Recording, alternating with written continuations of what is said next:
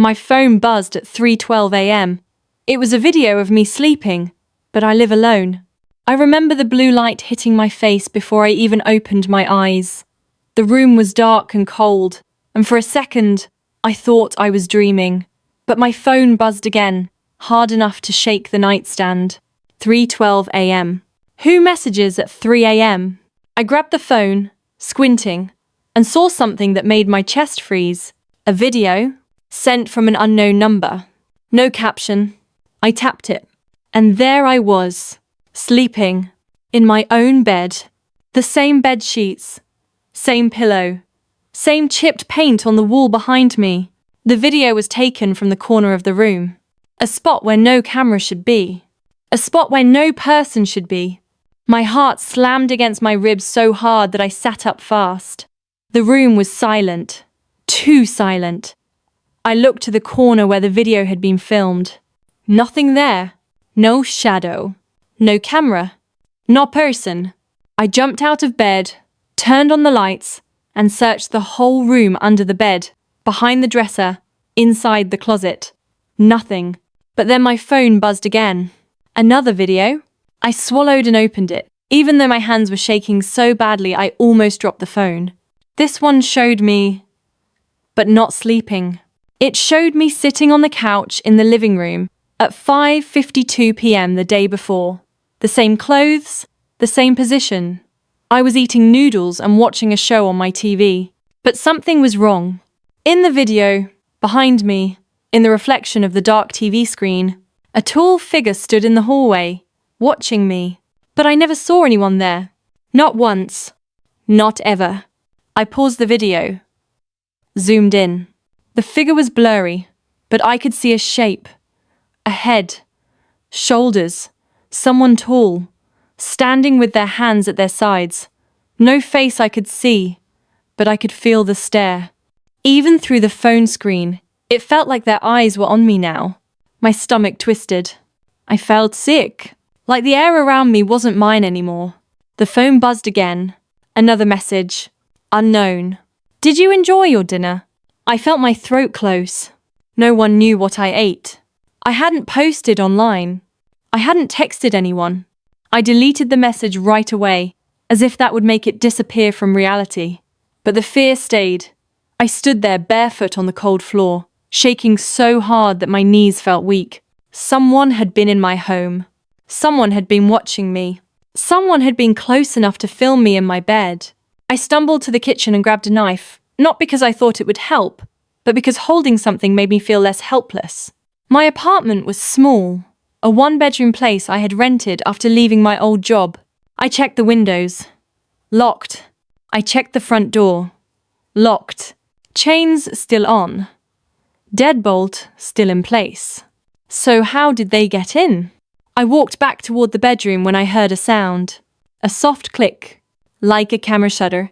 I spun around so fast I felt dizzy. The hallway was empty. The air felt wrong. I took one step forward. Then another. Knife still in my shaking hand. Then my phone buzzed again. I didn't want to look, but I had to. It was a picture. A picture taken right now. A picture of me standing in the hallway holding the knife. My breath caught. I felt tears push at my eyes. Someone was watching me at that exact second. Not filming hours ago. Not yesterday. Right now. I backed up against the wall, sliding down until I was sitting on the floor. My hands were shaking so badly I dropped the knife.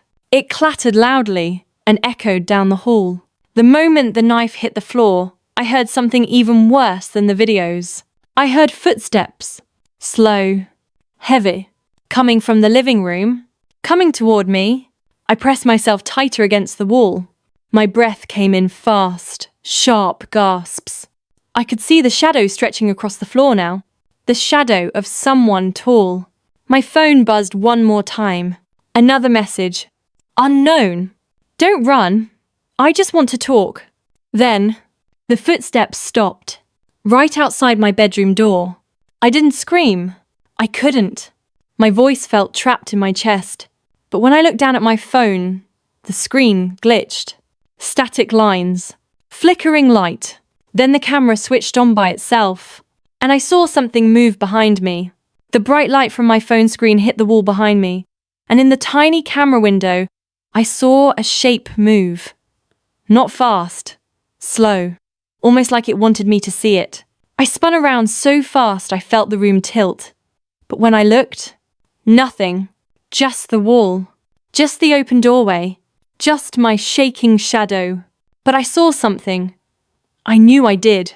I wasn't imagining it. My phone flickered again, then shut off by itself. Dead. There was still a shadow outside my bedroom door. I could see it from the corner of my eye, but the footsteps had stopped. Whoever was there wasn't moving anymore. Were they waiting? Were they listening? Were they right around the corner? My chest hurt from breathing too fast. I pushed myself to my feet and grabbed the knife again. My fingers were slippery with sweat, but I tightened my grip. I took one step forward. The floor creaked under me. The shadow outside the door shifted just slightly, and I froze. No more noise. No breathing. No footsteps. I whispered, "Who's there?" Nothing. I whispered quieter, "What do you want?" Still nothing. So I did the dumbest thing anyone could do at 3 a.m. I stepped out into the hallway. My heart jumped into my throat. I felt like I was standing inside a nightmare. But the hallway was empty. The living room was empty. No signs of someone being here. It didn't make sense. I heard footsteps. I saw the shadow. I checked every inch of the apartment again. The bathroom, the balcony, the tiny laundry closet. Nothing. It almost made it worse. Like the danger wasn't gone, just hiding. I walked to my front door and checked the lock again, my hands shaking. Still locked, still chained. It hadn't moved. I dropped onto the couch and tried to breathe slowly. The apartment felt cold now, colder than normal, like someone had opened a window but none were open. My hands wouldn't stop trembling. "Okay," I whispered to myself. "Okay, think." I grabbed my phone and held the power button. Nothing. Dead. But it had been at 63% battery before the first message. Someone killed the battery on purpose. I plugged it in anyway. The screen flicked on for half a second before going black again. Then a message popped up. Device locked for security. Too many remote attempts. Remote attempts? Someone had tried to unlock my phone. Over and over. At the same time they were watching me. My stomach twisted again. I didn't know if I should cry or scream. Maybe both. I decided to grab my backpack and leave the apartment. I didn't care where I went, anywhere was safer than here. But when I reached for the doorknob, something stopped me. A smell. Something faint but strange. Something that didn't belong in my apartment. Cologne. A strong one. Sharp. Like metal and mint mixed together. I didn't wear cologne. I didn't even own any. Someone had been close to me. Close enough to leave their scent behind. My skin crawled. I backed away from the door, heart racing again. My mind kept screaming, "Get out! Get out! Get out!" But part of me couldn't move. Then I remembered something. My laptop. I kept it on a small table next to the couch. I opened it fast and logged in. No glitches. No weird messages. At least something in my life was still normal. I opened the camera app. If someone planted a camera in my apartment, maybe I could find it using the webcam feed. I slowly panned the laptop around the room. Living room? Clear. Kitchen? Clear. Hallway? I moved the screen so the webcam faced the hallway. Nothing. Bedroom? I turned it farther. My stomach dropped. In the bedroom corner, the same corner from the video, something was blinking. A tiny red dot. I stared at it, my brain refusing to believe it at first. A camera. An actual camera. Hidden behind a piece of loose wallpaper. I gasped so loud I scared myself. I dropped the laptop onto the couch and ran to the bedroom. The red light was already gone, but the wallpaper was slightly lifted. My hands shook as I peeled the wallpaper back slowly. There it was. A camera lens. Very small, about the size of a bean, and it was wired. Someone had drilled it in. Someone had worked on my wall while I wasn't home. I ripped it out, and the wire snapped with a sharp crack.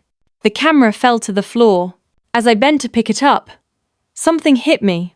The wire wasn't connected to a battery pack. It was connected to the wall. Someone had been inside. More than once. Maybe for days. Maybe for weeks. I felt the walls closing in.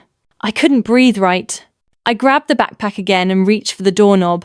When someone knocked. 3 quiet knocks. Slow. Soft. Too soft. As if the person already knew I was standing right there. I pressed my ear to the door. My heart was beating so loud I could barely hear anything else. Knock.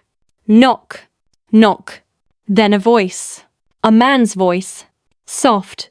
Calm. Too calm. Open the door, Mia. My whole body went cold. I never told the unknown number my name. I didn't post it anywhere. I hadn't spoken to anyone tonight. And whoever was outside the door knew it. I took 1 step back. No, I whispered. The person outside chuckled. Low. Slow. Terrifying. Mia, he said again. If you run, you'll make this harder. My throat felt tight. My hands were numb. Everything inside me screamed to get away. So I ran, but not to the front door. I ran to the window, the fire escape. I unlocked the window, shoved it open, and climbed out into the freezing night air.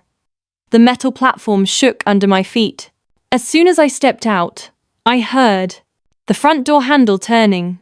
Soft. Slow. He was trying to come in. I didn't look back. I climbed down the fire escape as fast as I could with shaking hands, the cold metal biting into my skin. By the time I reached the alley below, my breath was foggy and sharp.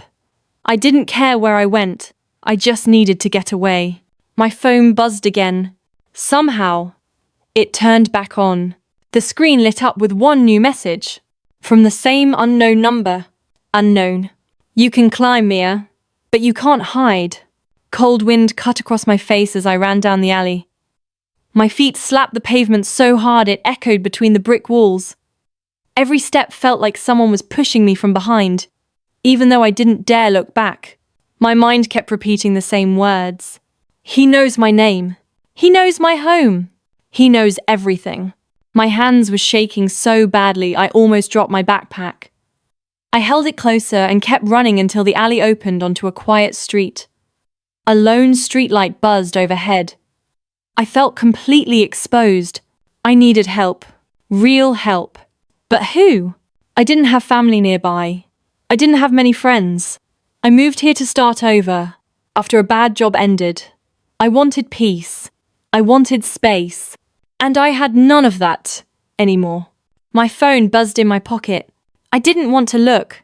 Every time it buzzed, something worse followed. But I had to know. I pulled it out with trembling fingers and squinted at the screen. Another message. Unknown. Police won't help you, Mia. Come back home. My heart dropped so fast it felt like I was falling. He knew what I was thinking. How? How could he know what I was thinking? I shoved the phone into my pocket and ran again. The street looked empty, but I felt watched. Not by one person. By every shadow. Every dark window. Every alley entrance. I ran until my legs burned. I didn't stop until I reached the gas station a few blocks away. Bright lights. A security camera. People. Places like this were supposed to feel safe, right? I pushed the door open, and the small bell above it jingled. The sound made me jump, even though it was harmless. A middle-aged man stood behind the counter, flipping through a magazine. He looked bored, not dangerous. Safe enough. I walked up to him, still shaking. "Sir," I whispered, "I need help." He looked up slowly. His eyes widened when he saw how scared I was. "What happened?" he asked, voice softer now. "Someone watching me. Someone breaking in. Someone sending videos." My brain wanted to spill everything, but my words got stuck in my throat. My mouth felt dry. "There's someone following me," I finally said. "Did you call the police?" I shook my head. "My phone. He's controlling it." He sent videos of me sleeping. He's outside my apartment, he knows my name. The man stiffened. He set the magazine down and leaned forward. Stay here. I'll call the police for you. That was the first good thing I'd heard all night. I almost cried from relief. He reached for the phone behind the counter. I closed my eyes and took a deep breath. Finally, someone would help me. Then, my phone buzzed. Not again. My hand moved without thinking, grabbing it from my pocket. My fingers were ice cold. My heart hammered. One message. One line. Unknown. Tell the clerk to stop dialing, Mia. I froze. My phone was not connected to Wi-Fi. I had no service out here. I had turned off Bluetooth. How was he still messaging me? My eyes rose slowly to the clerk. He had picked up the phone. He had just started pressing the buttons. There was no way the man at my apartment could know this. Unless I turned around, slowly, and saw a man standing outside the gas station window. Tall, dark jacket, hood up, hands in pockets, not moving, not blinking, staring straight at me. My breath stopped. He's here, I whispered. The clerk turned toward the window. Who is? The man outside stepped closer. The glass shook slightly. I stumbled back. My legs hit the candy shelf. Things fell, clattering loudly. But it didn't matter. The clerk reached for something under the counter. Maybe a bat, maybe pepper spray, maybe something helpful. But before he could grab it, the lights went out. All of them. The whole gas station went black. I heard the clerk gasp. I heard myself breathing fast and shallow. I heard the hum of the refrigerators fade away. Then, the sound of the front door unlocking. Someone had turned off the power. Someone had access to the doors. I backed away as the faint outline of the door pushed open. A tall figure stepped inside. The cold night air rushed in with him. Mia, his voice said softly, calmly, like this was nothing to him. Why did you run? I grabbed the nearest thing, something round and hard, and threw it. I didn't even look to see what it was. It hit something with a dull thud. The man didn't even grunt. He didn't even move back. The emergency lights flicked on. Dim yellow. Barely bright enough to see anything. But it was enough. I saw him. The man in the hood. Tall, broad shoulders, sharp jaw. Eyes too calm for someone who broke into homes. He took one step closer. Then another. I backed up until I felt the cold glass refrigerator behind me. He smiled slightly. Not a nice smile. Mia, he said, let's go home. My voice cracked. No. He tilted his head, almost like he was studying me. You left too fast, he said. That hurt my feelings. Who talks like that? Who stalks someone and then gets offended? My hands shook as I searched for something, anything. Behind me, bottles, cans, anything sharp. The man reached into his pocket. I froze. Was it a weapon? A phone? Something worse? Slowly, he pulled his hand out, and he was holding a small black device. A remote. He pointed it at the gas station door. Beep. The doors locked. Automatically. The clerk tried to rush past him, yelling, "Get out!" But the man pushed him so hard he flew backward and hit the shelf. And I realized something. This wasn't random. This wasn't a prank. This wasn't just some guy. This man had technology. Real equipment. Remote access. Cameras. Door control. He wasn't just following me. He was hunting me. The man took another step toward me. Mia, he whispered. You belong with me. I tightened my grip on a glass bottle, and I threw it straight at his head. The bottle shattered against his head with a loud crack. Glass exploded everywhere. For 1 second, just one, he stumbled back. I didn't wait. I ducked under his arm, sprinted past him, and grabbed the clerk by the arm. Run! I yelled. The clerk groaned, holding his shoulder, but he pushed himself up. We rushed toward the back of the gas station, weaving through shelves in the dim emergency lights. Behind us, the man laughed. Actually laughed. I like when you fight back, Mia, he called out. His voice echoed. Too calm. Too steady. We reached the door to the storage room. Locked. No, no, no! I pulled hard. The clerk grabbed the keyring from his belt and dropped it twice before finally ramming the right key into the lock. We slammed inside. Boxes. Cleaning supplies. A giant freezer. A steel back door with a bar across it. The clerk shut the door and locked it fast. His voice shook hard. What is going on? He's been watching me, I said, breathless. He has cameras in my apartment. He shut off the power. He knows everything. The clerk swallowed. We need to call the police. My phone is hacked, I said. And the front door is locked from his device. The clerk cursed under his breath and pulled his own phone out. His hands shook so badly he almost dropped it. He dialed 911. A faint ringing sound. Then, a voice answered. But it wasn't the police. I knew the voice before he even said a name. Mia, the man said softly. Why did you leave me alone out there? The clerk's face went pale. He hacked your phone, I whispered. No, the man said through the speaker. I hacked every phone in the building. The clerk hung up the call and tossed the phone like it was poison. Footsteps echoed outside the storage room. Slow. Measured. Coming closer. The clerk backed up until he bumped into the freezer. W. We need a weapon, he whispered. I grabbed a long metal mop handle and held it like a bat. I felt stupid, but it was better than nothing. The footsteps stopped right outside the door. I grabbed the door handle from the inside just to make sure it was locked. The man's voice came through the door. Calm. Cold. Mia, you're worrying me. Why are you hiding? Go away, I yelled back. He chuckled. A low, slow chuckle that made the hair on my arms stand up. I came to take you home, he said. You weren't supposed to leave. The clerk whispered. Is he your ex or something? No, I whispered back, my throat tight. I've never seen him before tonight. The room felt smaller now. Hotter. The lights buzzed overhead. Then suddenly the buzzing stopped. The storage lights flickered. Once. Twice. Then went out completely. Pitch black. I grabbed the clerk's arm. He grabbed mine. We both held our breath. The door handle turned. Slow. Smooth. Like he had all the time in the world.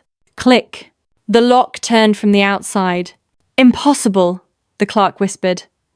He doesn't have a key. He doesn't need one, I whispered back. The lock clicked again. The handle started to move. I raised the mop handle, my hands shaking. The door opened a crack. Just a sliver. Just enough to see a stripe of light from the gas station. I froze. A machine hummed. Something metallic. Then, the door swung open with a violent slam. The emergency lights outside flickered, casting jumping shadows into the room. The man stood in the doorway. He wasn't angry. He wasn't shouting. He wasn't even breathing hard. He looked calm. Too calm. His head had a small cut from the bottle. Blood ran down the side of his face, but he didn't even wipe it away.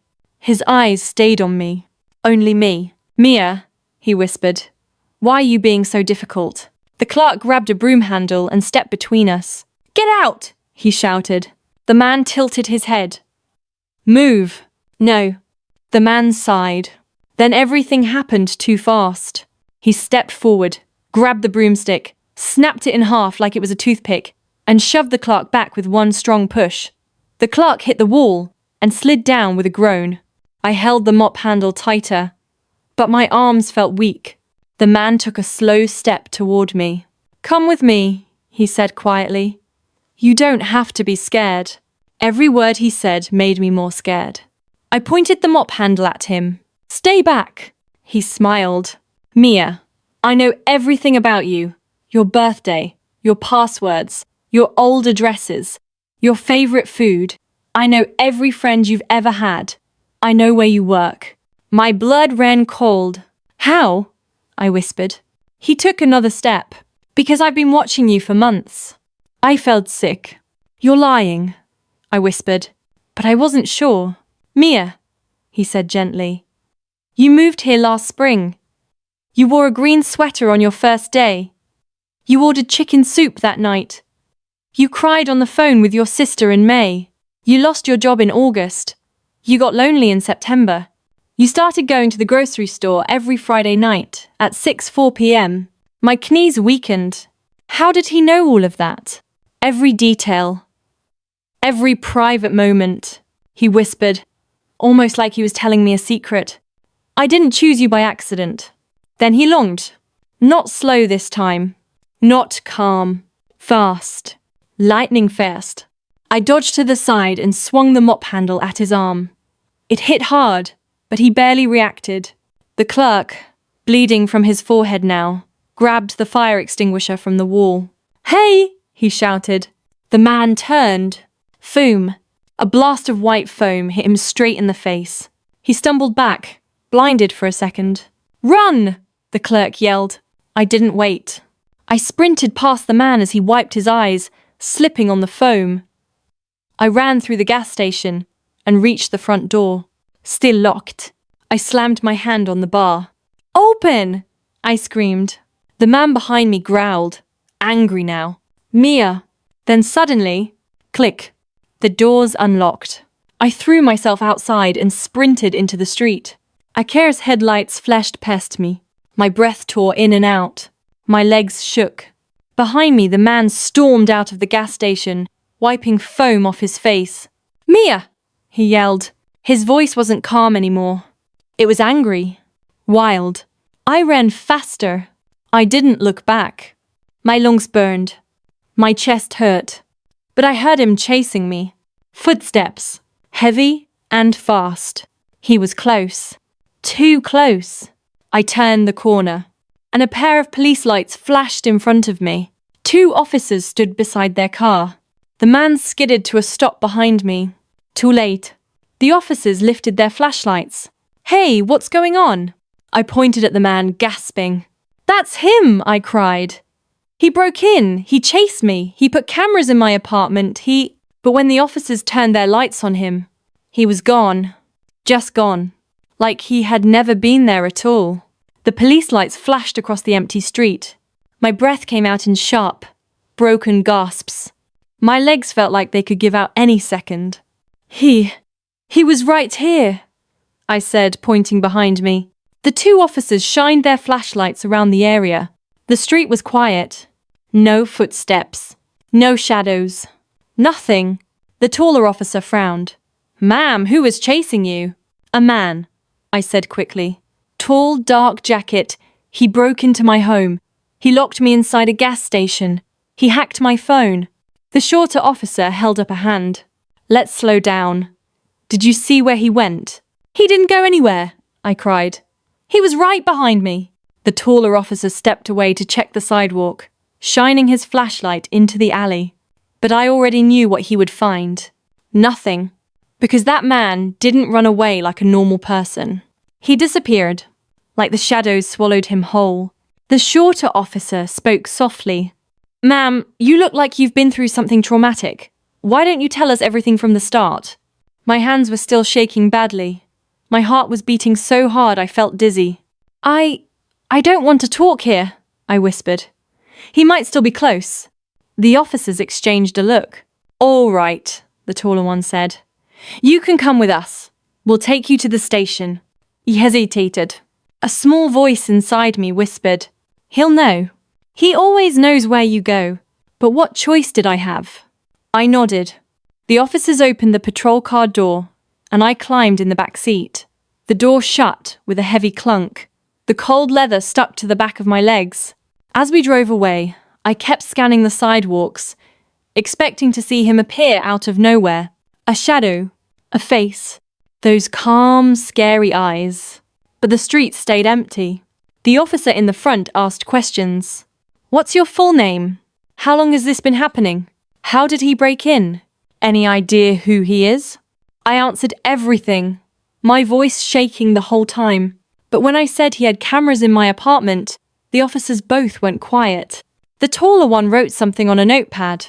The shorter one said, We'll send a team to check your place. I nodded. even though the thought of going back made my stomach twist. We drove for 5 minutes. Quiet streets, late-night restaurants, a woman walking her dog, normal life everywhere, and I felt more disconnected from normal than ever. I watched buildings pass by through the window, and then I saw it, a dark figure standing under a broken streetlight, facing the police car, not moving, not blinking. I leaned forward, pressing my hand to the glass. "That's him," I whispered. "That's him." The officers looked, but by the time they turned their heads, he was gone again, like he never existed. I felt sick. "Please," I begged, "believe me." "We believe you think you're in danger," the taller officer said carefully. "We're going to help." His words didn't comfort me, not even a little, because deep down, I knew something the officers didn't. That man didn't run or hide. He let me see him. He wanted me scared. He wanted to follow me without being caught. He wanted this game, and I was losing. The building was bright and busy even at night. Officers walked in and out, radios crackling, phones ringing. A humming noise filled the air. I sat at a metal table in a small interview room. The walls were grey. The air smelled like coffee and disinfectant. A camera blinked in the corner. I kept glancing at the mirror on the wall, half expecting him to appear behind it. 2 detectives came in. Detective Hale, tall, sharp eyes, tired face.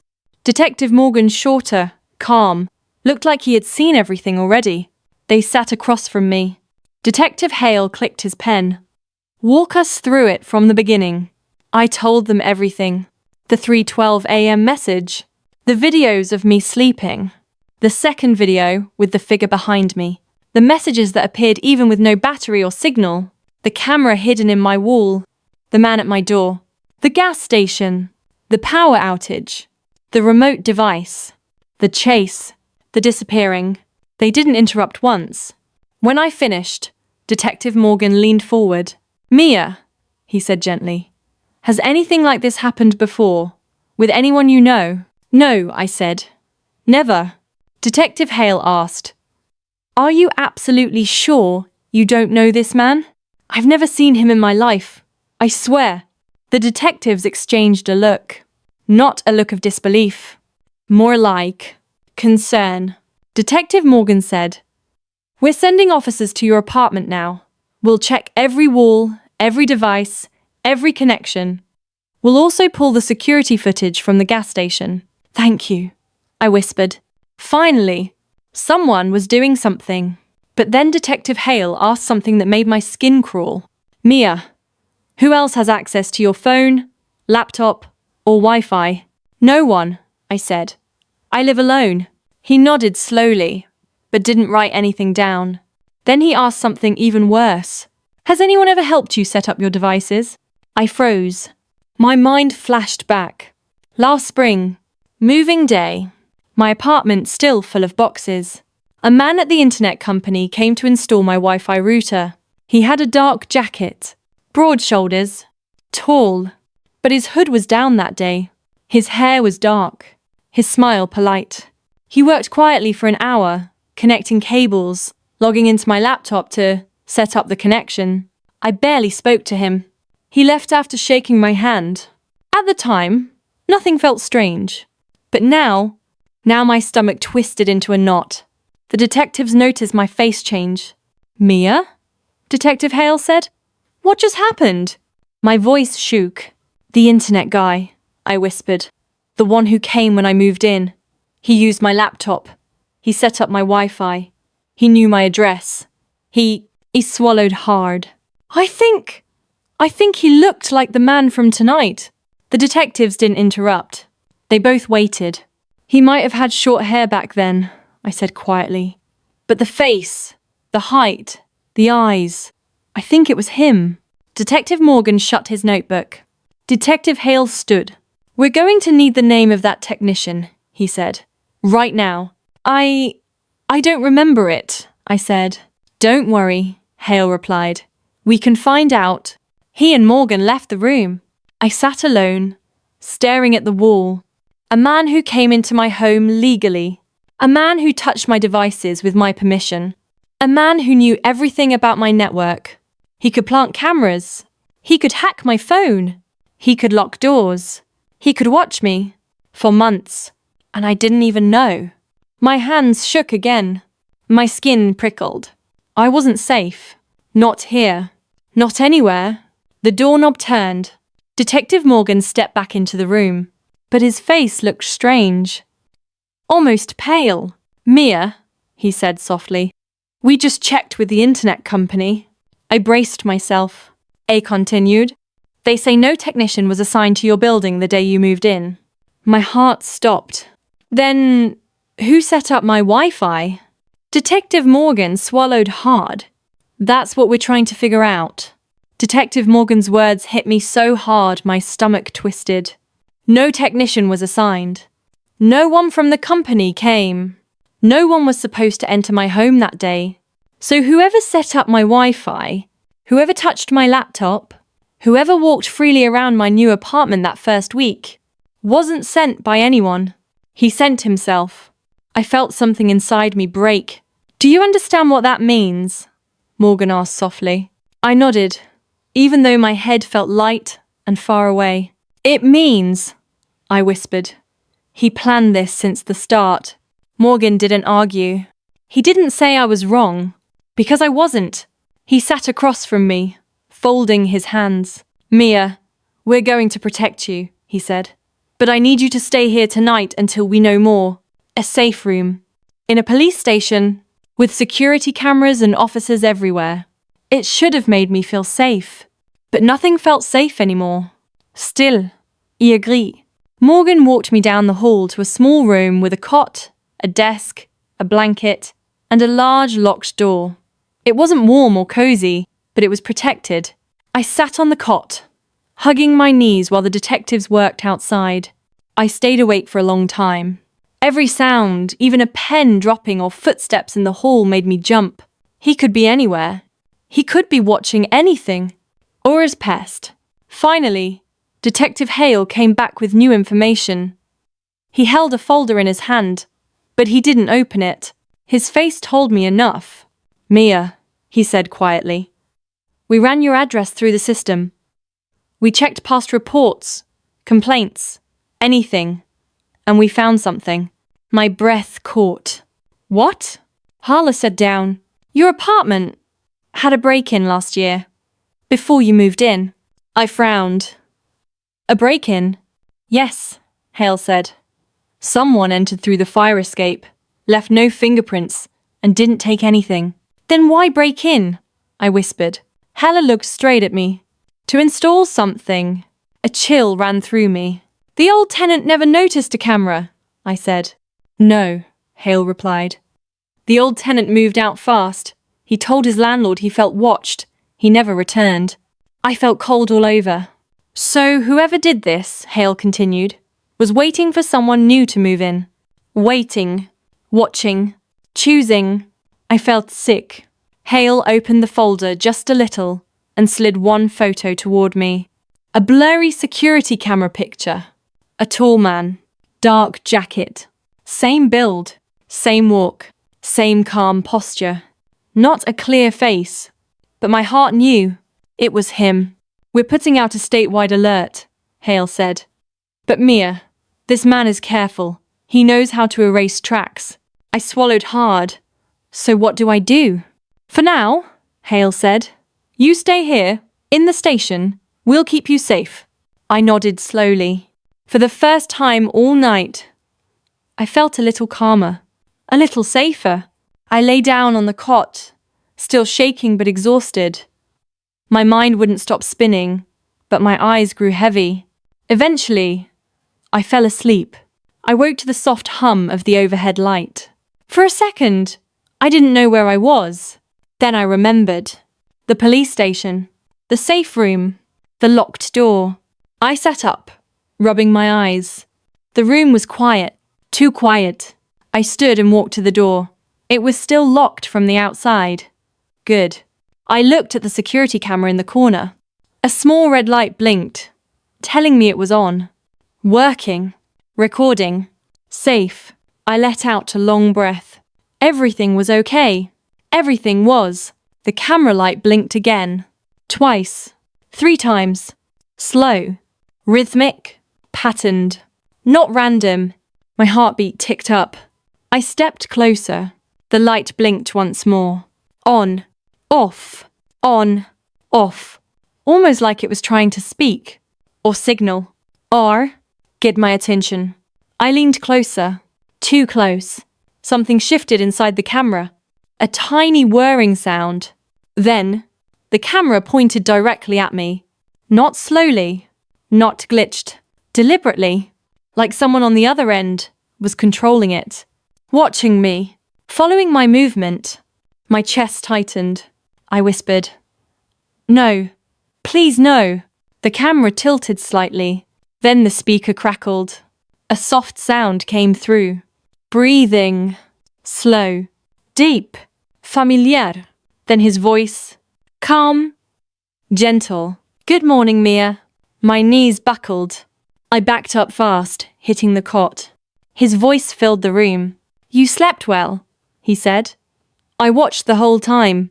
The room felt like it was shrinking. How did you—" I whispered. He chuckled softly. "Oh, Mia," he said. "You didn't think a police station would stop me, did you?" The light on the camera blinked again. Then he whispered, "I found you long before tonight, and I'll find you again." The camera whirred one last time and shut off. The room fell silent. I stood there shaking, hands over my mouth, trying not to scream. Because now I knew the truth. He was never just in my apartment. He wasn't just in the gas station. He wasn't just outside my door. He was in every device, every camera, every system that touched my life. He didn't need to break in anymore. He was already everywhere. And he wasn't done. Not even close. Thank you for sharing your story with us, Mia. Thank you for having me, Revenge Station.